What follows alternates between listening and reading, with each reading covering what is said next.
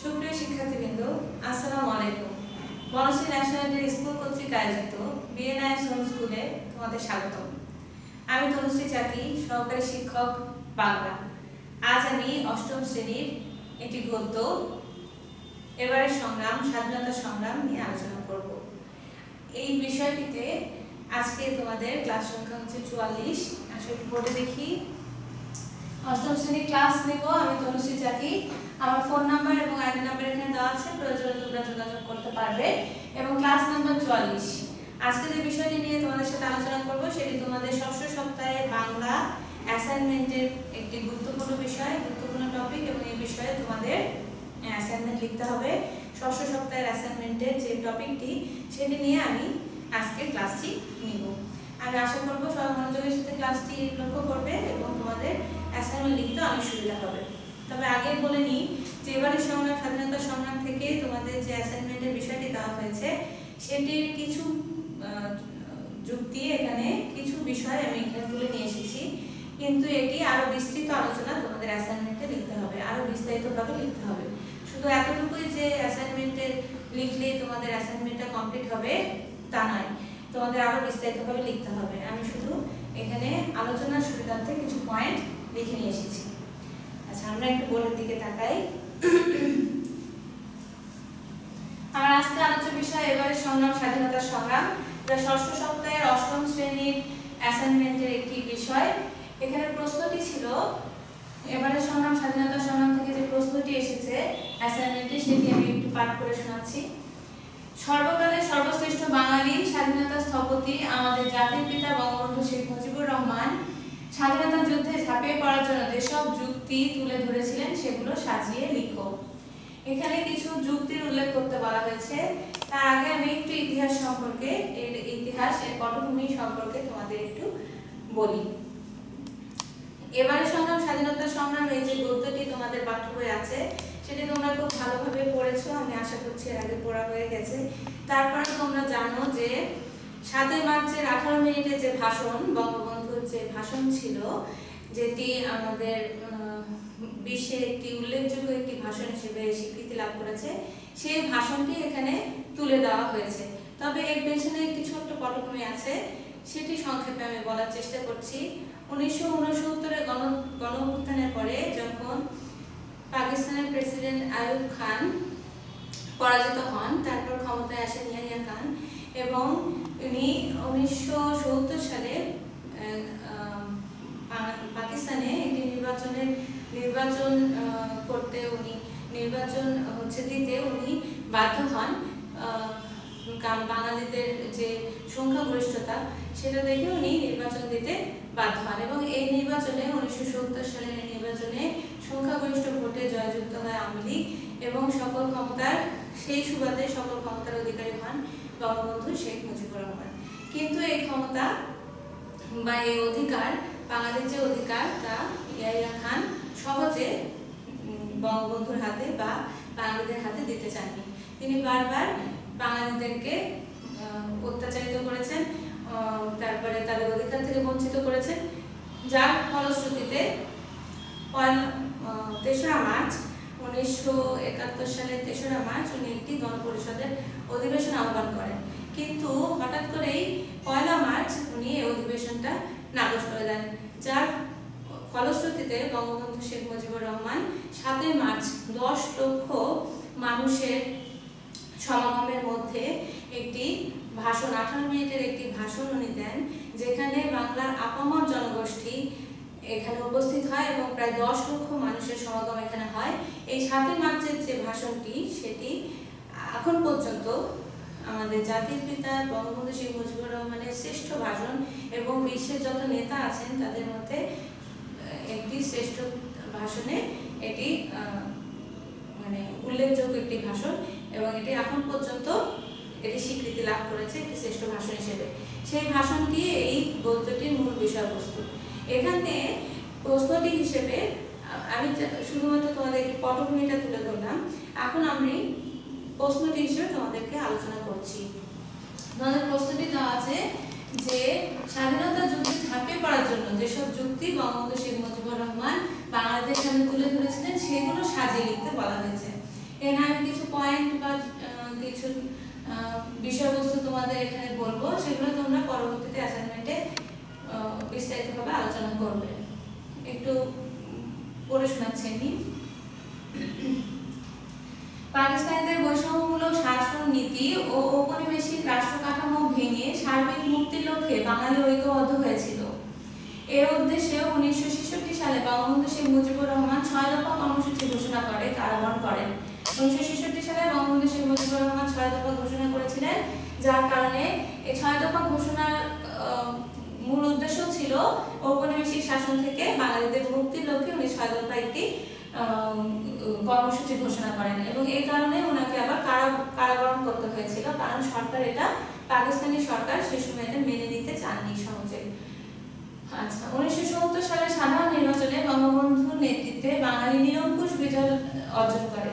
যেহেতু জাতি হিসেবে পাকিস্তানি আমলের জাতিতে পূর্ব বাংলার মানুষজন সংখ্যাগরিষ্ঠ ছিল, বাঙালির সংখ্যা বেশি ছিল, তার কারণে 1970 সালে যে নির্বাচন হয়েছিল সেই নির্বাচনে বাঙালি নিরঙ্কুশ বিজয় লাভ করেছিল, পাকিস্তানি সরকার বিজয় লাভ করতে পারেনি।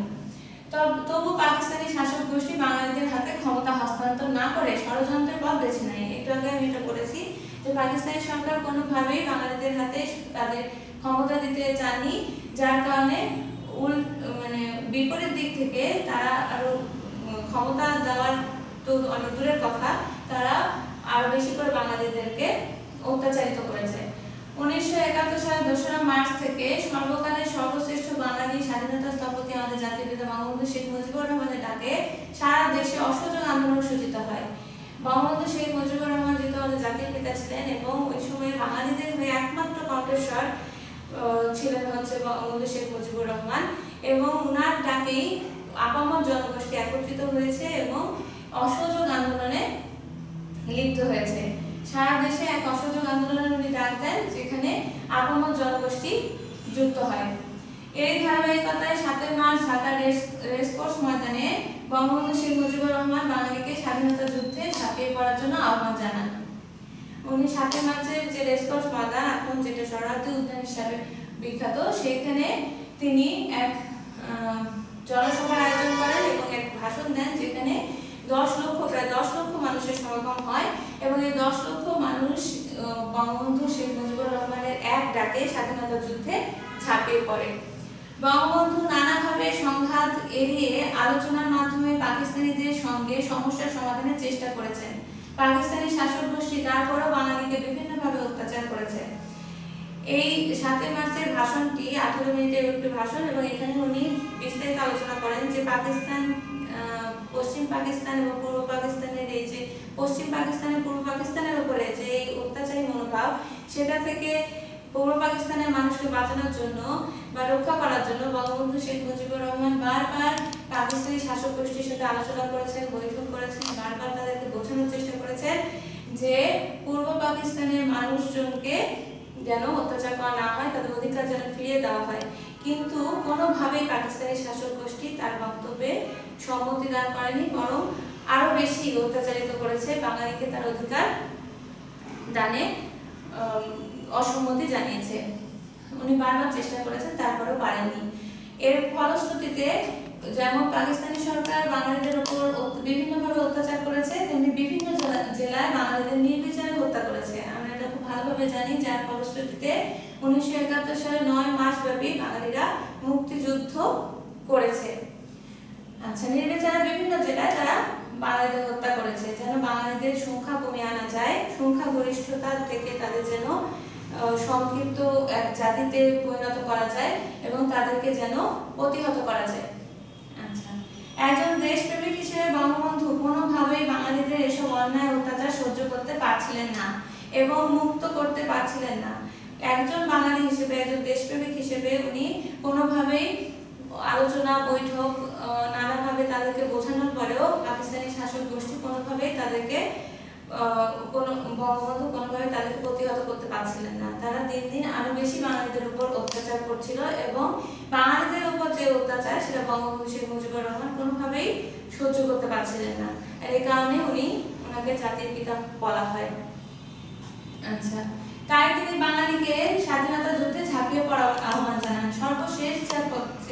পদক্ষেপ ছিল না, সেটা হচ্ছে বাঙালিদের উপর যে অত্যাচার, অমানবিক অত্যাচার পাকিস্তানের শাসক গোষ্ঠী করেছে, সেটা তিনি কোনোভাবে সহ্য করতে না পেরে শেষ পর্যন্ত বাঙালিকেই বলে উনি 7 মার্চের যে ভাষণ সেখানে তিনি আহ্বান জানান যেন তারা যুদ্ধে ঝাঁপিয়ে পড়ে। আচ্ছা, এটা একটা পয়েন্ট হিসেবে আপনারা আলোচনা করতে পারেন। আমি এই পয়েন্টটা সুন্দরভাবে আরো বিস্তৃতভাবে আলোচনা করলাম। আপনারা এই পয়েন্টটা আপনাদের অ্যাসাইনমেন্টে সুন্দরভাবে বিস্তৃতভাবে আলোচনা করে দিতে পারেন। পরেরটা দেখেন, 1947 সালে দেশভাগের পর থেকে পাকিস্তানিরা সর্বদা বাঙালিদের ওপর শোষণ, নির্যাতন ও অত্যাচার করেছে। বাংলার মানুষকে এই অত্যাচারের বিরুদ্ধে সোচ্চার করে তুলেছিলেন বঙ্গবন্ধু শেখ মুজিবুর রহমান। আচ্ছা, বাঙালিদের যে অত্যাচারের যে বাঙালিদের উপর অত্যাচারের যে মাত্রা পাকিস্তানিদের, সেটা 1947 থেকেই এটা শুরু হয়, দেশভাগের পর থেকে এটা শুরু হয় এবং পরবর্তীতে 1970 সালে গণঅভ্যুত্থান, তারপর 1969 সালে গণঅভ্যুত্থান, 1970 সালে নির্বাচন, 1971 সাল পর্যন্ত তাদের প্রতি, বাঙালিদের প্রতি যে অত্যাচার, নিপীড়ন, নির্যাতন তা পাকিস্তানি শাসক গোষ্ঠী চালিয়ে যেতে থাকে, যেটা একজন প্রকৃত দেশপ্রেমিক হিসেবে আমাদের জাতির পিতা বঙ্গবন্ধু শেখ মুজিবুর রহমান কিছুতেই সহ্য করতে পারেননি এবং সর্বশেষ পদক্ষেপ হিসেবে বাঙালিদেরকে তিনি এই অত্যাচারের বিরুদ্ধে সোচ্চার হওয়ার, অত্যাচারের বিরুদ্ধে মিলিত এক জোরালো এক আহ্বান জানান যেন তারা সকলে মিলে এই যুদ্ধে, মুক্তিযুদ্ধে ঝাঁপিয়ে পড়ে, নিজের মুক্তির জন্য যেন তারা লড়াই করে। এইটা একটা পয়েন্ট হতে পারে আপনাদের অ্যাসাইনমেন্টে, এটা ডিটেইলসে আরো সুন্দর করে আপনারা গুছিয়ে লিখবেন। 3 নম্বর পয়েন্টটা দেখেন, পাকিস্তানি শাসক গোষ্ঠী বাঙালিদের হাতে ক্ষমতা হস্তান্তর না করার জন্য এবং পাকিস্তানিরা গণতন্ত্র হত্যার ষড়যন্ত্রে লিপ্ত হয়। এই সকল কারণে স্বাধীনতার স্থপতি বঙ্গবন্ধু শেখ মুজিবুর রহমান স্বাধীনতা যুদ্ধে ঝাঁপিয়ে পড়ার আহ্বান জানান। আচ্ছা, 1970 সালের যে নির্বাচন, সেখানে বাঙালিরা সংখ্যাগরিষ্ঠ ভোটে নির্বাচিত হয় এবং যেহেতু বাঙালিরা সংখ্যাগরিষ্ঠ ছিল এবং বাঙালিদের সংখ্যা অনেক বেশি ছিল, যার কারণে পাকিস্তানিরা সামান্য ভীত ও সন্ত্রস্ত হয়ে পড়ে। যেহেতু গণতন্ত্র বলছিল যে বাঙালিদের একমাত্র নেতা, সর্বকালের সর্বশ্রেষ্ঠ নেতা বঙ্গবন্ধু শেখ মুজিবুর রহমানই সরকারের প্রধান দায়িত্ব দাবি সক্ষম এবং উনি জয়ী হয়েছিলেন 1970 সালের নির্বাচনে, কিন্তু এই গণতন্ত্রকে তারা হত্যা করতে চেয়েছিল, কারণ গণতন্ত্রকে হত্যা করতে না পারলে পাকিস্তানিরা তাদের শাসন ক্ষমতা বজায় রাখতে পারছিলেন না।